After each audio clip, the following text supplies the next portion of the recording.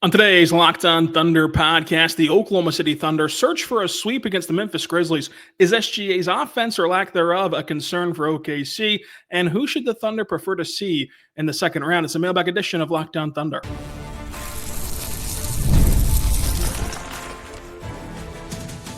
You are Locked On Thunder, your daily Oklahoma City Thunder podcast. Part of the Locked On Podcast Network, your team every day. Let's get it going on the Locked On Thunder podcast on the Locked On Podcast Network, your team every day. I am your host, media member, and beat writer for Thunder on SI, Rylan Stiles. Follow me on Twitter at Rylan_Stiles. Follow the show on Twitter at LOThunderPod. Email the show at LOThunderPod@gmail.com.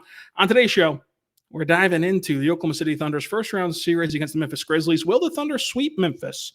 Is SGA's lack of offense so far in the scoring department a cause for concern? Who should the Thunder hope to see in round two? Answering all of your mailbag questions live from Denver. No, not Denver, Memphis. Freudian slip there. Perhaps we'll be live from Denver next round. Look, we're in Memphis having a good time.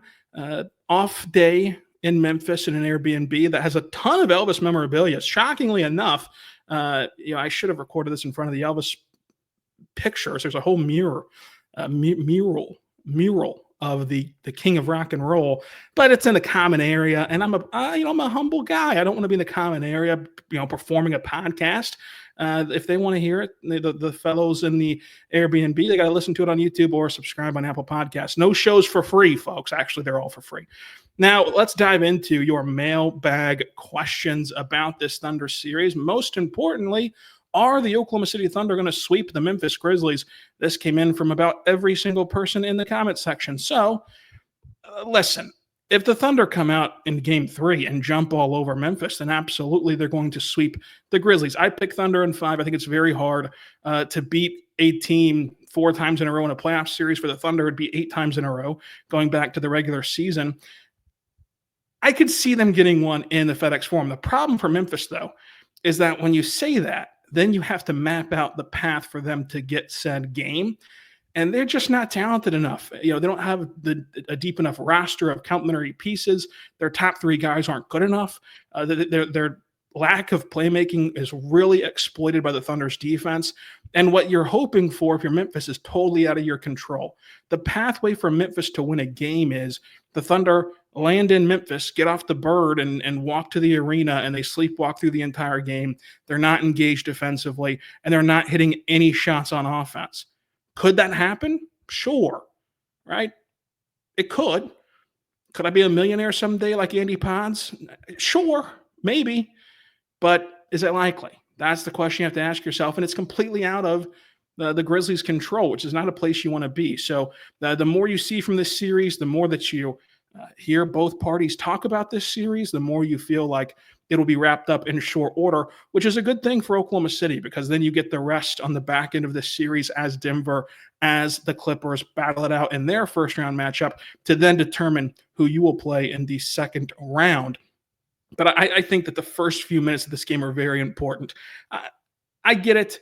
Memphis fans can be really upset with the lack of effort, frankly, that the Grizzlies have displayed. Look, the Grizzlies are clearly overmatched. They're overpowered. They're out-athleted. They're out-talented.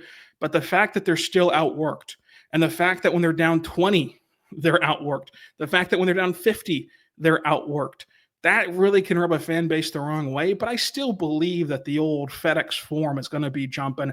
It's going to be rowdy. And that's an environment that you're stepping into for the first time all postseason. That's a much different tune than whenever you have 18,000 at your back. So we'll see how the Thunder react to that. I wouldn't expect it, though, to be much different than what happened in New Orleans when the series shifted to New Orleans. They still made light work of the Pelicans and were able to get a sweep on Bourbon Street. Can they do it on Beale Street? Couple B Streets cutting it up.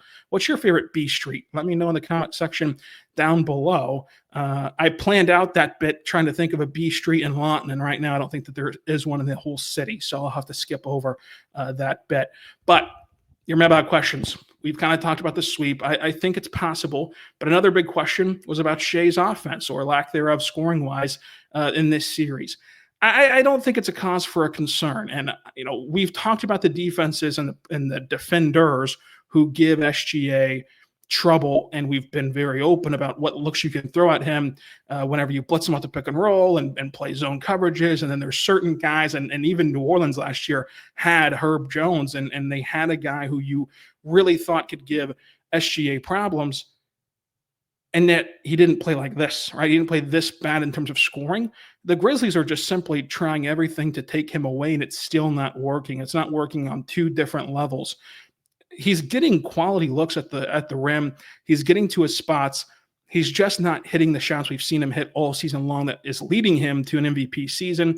So whenever you're missing those looks, and then on the rare times that Denver executes their game plan and they actually surround SGA and Grizzly jerseys, he's a good enough playmaker now that he's able to find his complementary pieces, and they're doing enough for him.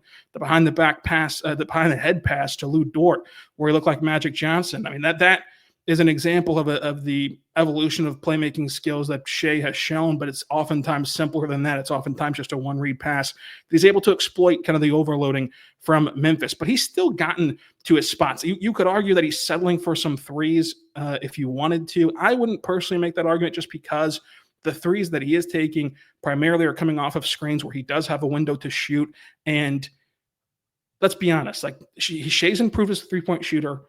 Those are shots that down the road you're going to need to hit. And these are pretty low leverage minutes as far as playoff minutes go. So I don't mind him shooting those and trying to get hot. And also at times he's shooting those shots to try to throw the knockout punch in a game. So there's a strategy involved in that as well. But you could make the argument that he should parlay some of that screen success that both Hartenstein more loudly having the success by just wiping away defenders, but even Chet's ability to stay tight with Shai while setting screens has often led to success for himself more so than Shai, because you're seeing Shai off of those screens, staying connected to Chet, running his defender into Chet's back hip, and then getting downhill. And now Memphis has two on Shai, and they, of course, are forced to leave Chet in that scenario, and they're not good enough scram switching on the back end to be able to rotate over to Chet, and Chet's wide open in the pick and pop. I think it's why you've seen his three-point attempts inflate. He said as much after the game in game two, where it's not a conscious effort to shoot 8 threes in that game. It's kind of what the defense gave him. That's an example of the defense giving him the three, and Shai being comfortable enough in his identity to make that pass, even though he's not having the gaudy scoring numbers that he individually would like to. It's still the right play for the team. So all this to say, I don't think that you should be concerned. Should you perhaps change your expectation level of Shai in the sense of the scoring department?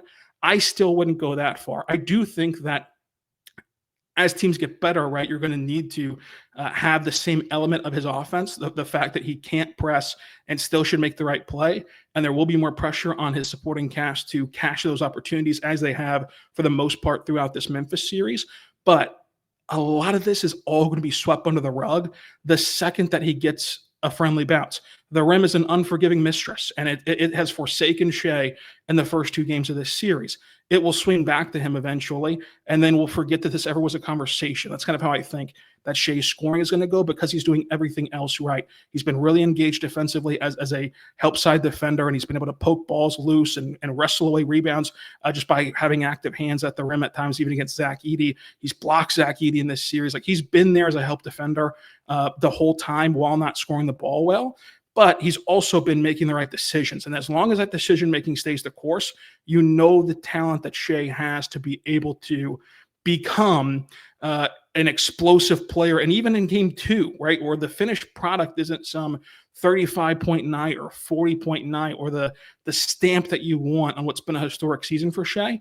Even in game 2, when the Grizzlies cut it to 8, he had back-to-back threes and really distanced yourself from Memphis and really put that game away. And J-Dub took the baton and ran with it at the start of the fourth quarter and put the death blow to Memphis. But it was spearheaded by that Shai sequence there in game 2. So I think that all is well with the MVP. Perhaps you could argue that he should go back to the butter colorways. I'd be willing to listen to that. But every other conversation, including that one, honestly, about Shai is pretty silly. Just like this room is pretty silly. There's flamingos on the wall. It's kind of Airbnb, by the way. Pretty nice. Elvis is in every room but mine. and I feel kind of gypped. I get pink flamingos. I feel like Jesse Kasopoulos in Full House. He had the pink bunnies. He was a big Elvis fan too, by the way, Uncle Jesse. And what a life he lived with Aunt Becky, by the way. But yeah, it's fine. Tomorrow's the real deal in Memphis. Got in late tonight.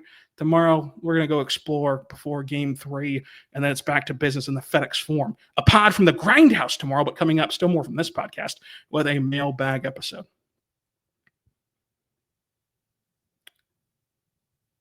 But first, I want to say right now, but good friends over at Amazon Fire TV, folks.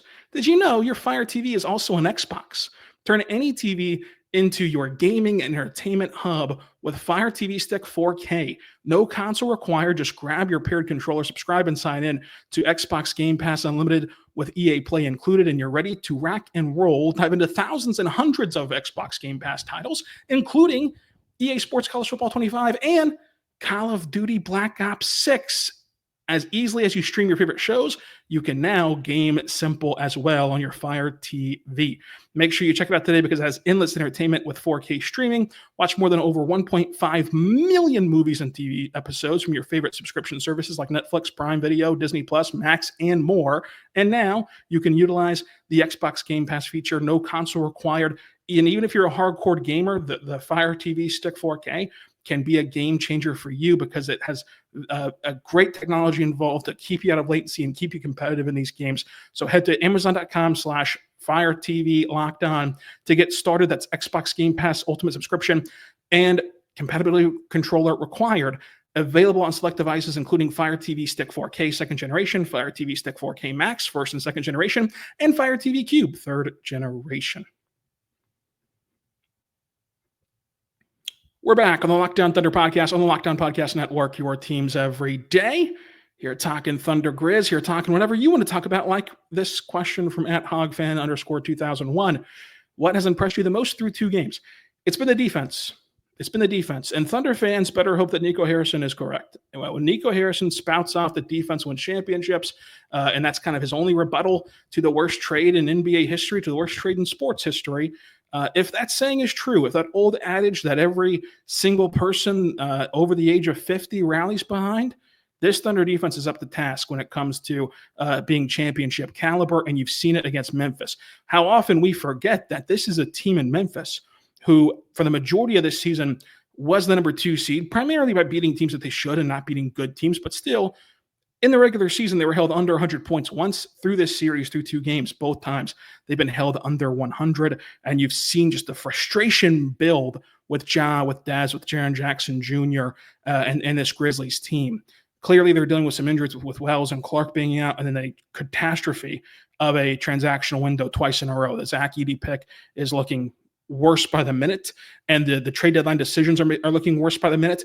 But ultimately, this was still a Memphis team who had Golden State on the ropes and who played really good basketball for a large chunk of this season, and yet they just cannot find their footing on either end, but especially offensively against Oklahoma City.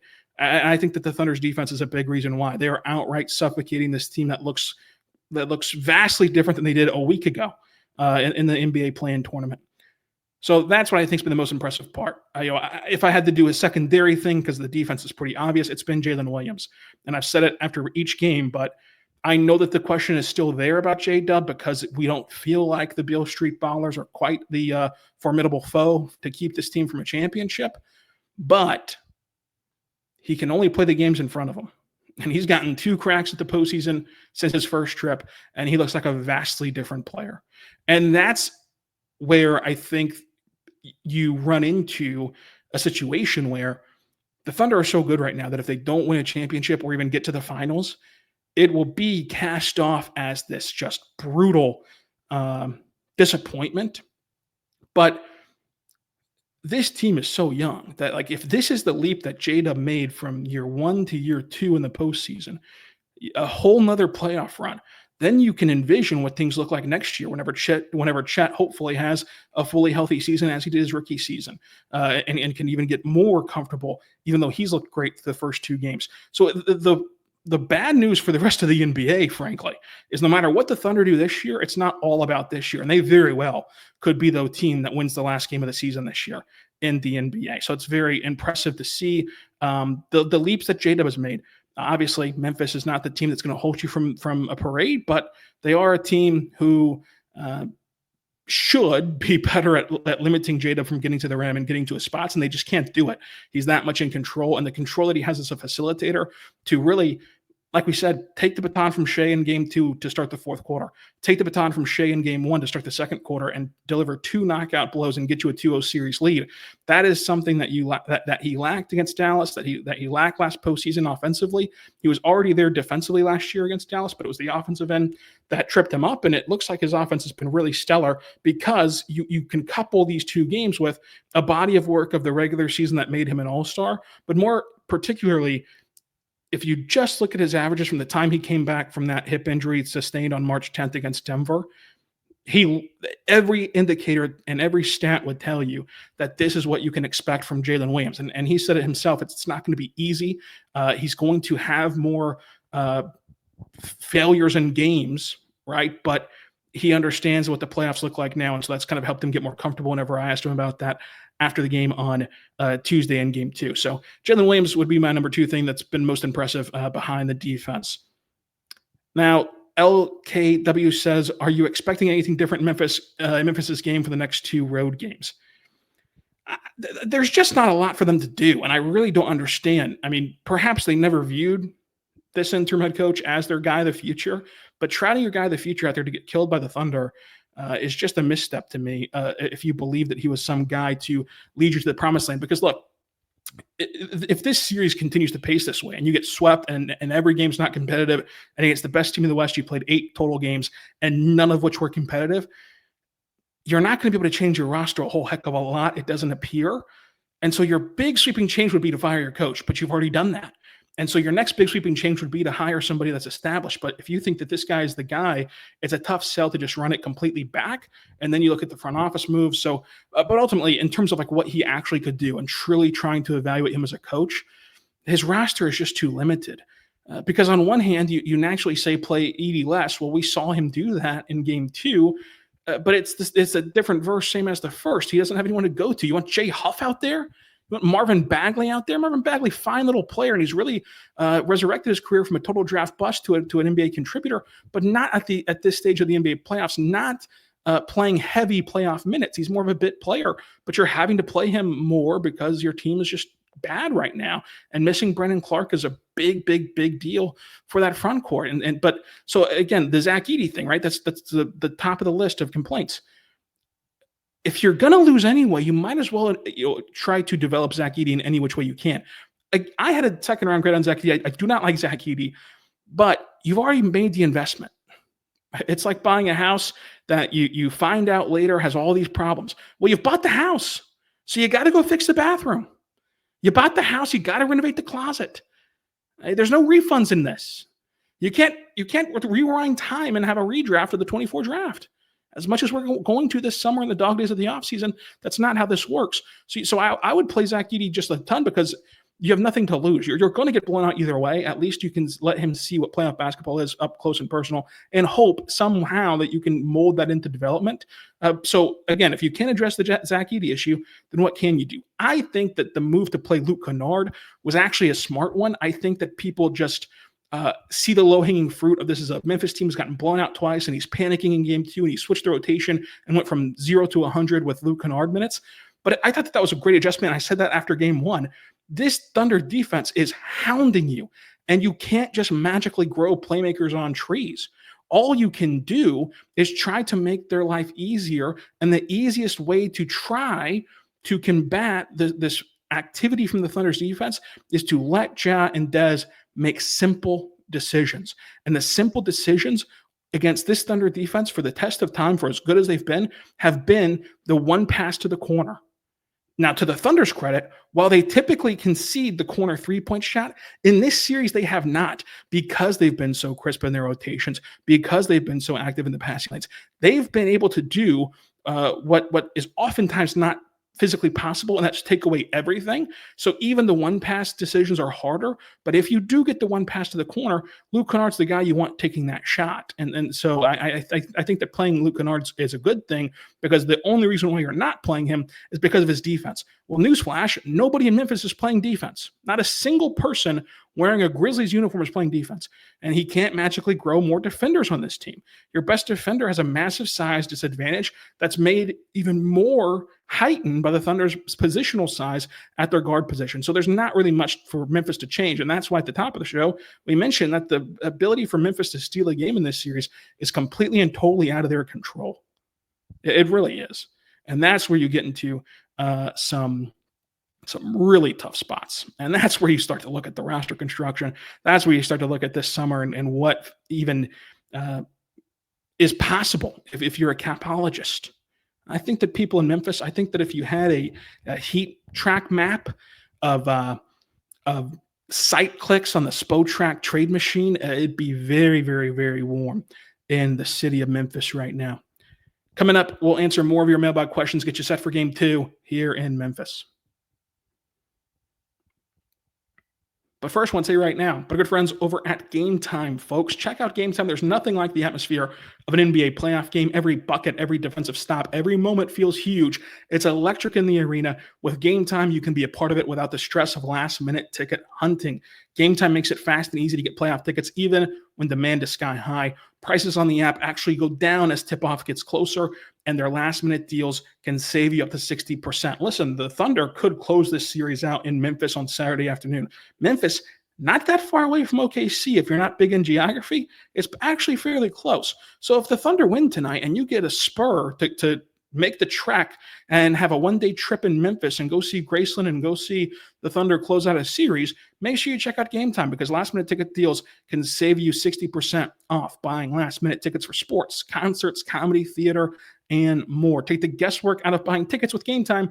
Go download the Game Time app, create your account, and use code LOCKEDONNBA for $20 off your first purchase. Terms and conditions apply. Again, create your account, redeem code LOCKEDONNBA for $20 off. Download the Game Time app today. What time is it? Game time.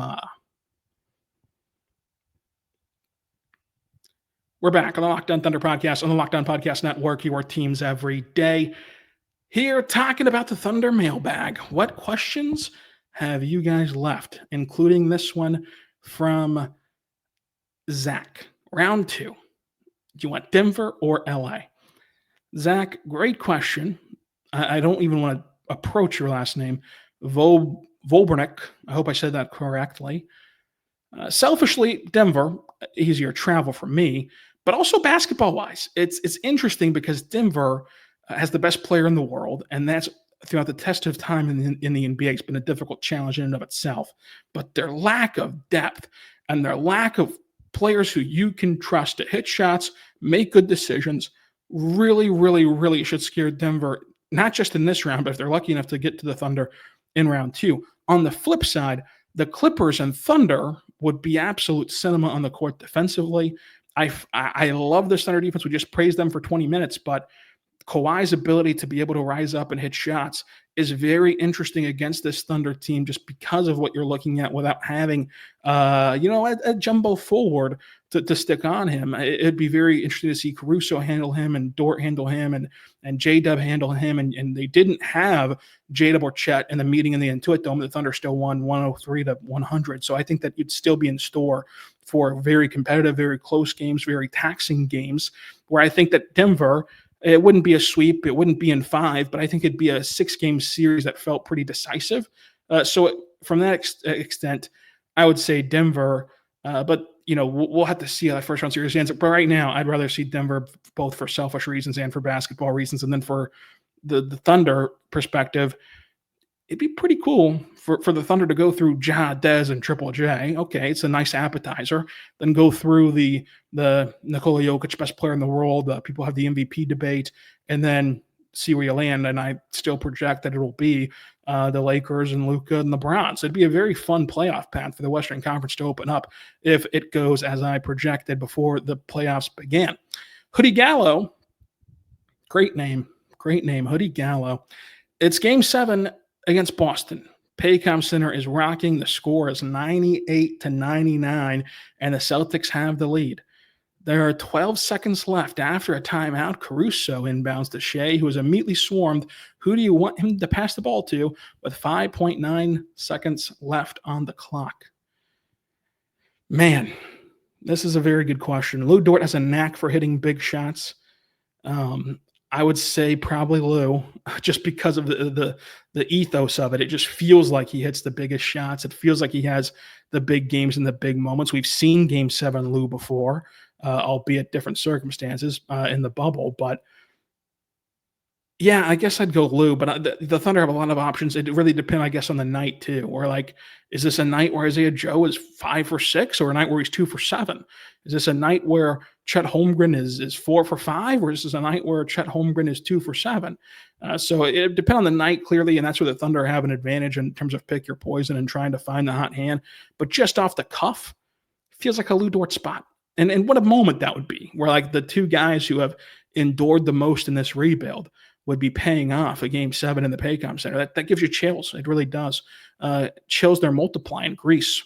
Heck, I'd say one of my all-time favorite movies. I'm not a movie connoisseur, but Grease is a great movie. I mean, the whole soundtrack is great. And really, Sandy. I think that's the name of the song. I'm not going to sing it right now because there's people trying to sleep. Good luck doing that while I'm podcasting, but they're trying. Andrew Baxter, are you leaning towards a sweep? Yes, I would lean that way. Jordan Davis says, how has Chet turned his game around so much in the last 2 games? He's looking closer to pre-injury form. It's very encouraging to see. Rest, I think. I really think it's that simple. Even last year when Chet played all 82 games, you go look at his splits of how many days off were there between the games of the 82-game season. As you got more days off, he got better. And I think that it's no surprise that he should have the better games whenever he has time to rest. And a big deal, I think, is when he came back from that broken hip, an injury we've never seen before in the NBA, an injury that clearly is going to hamper you a little bit. He was just thrown into the fire in the sense of, it was February 7th.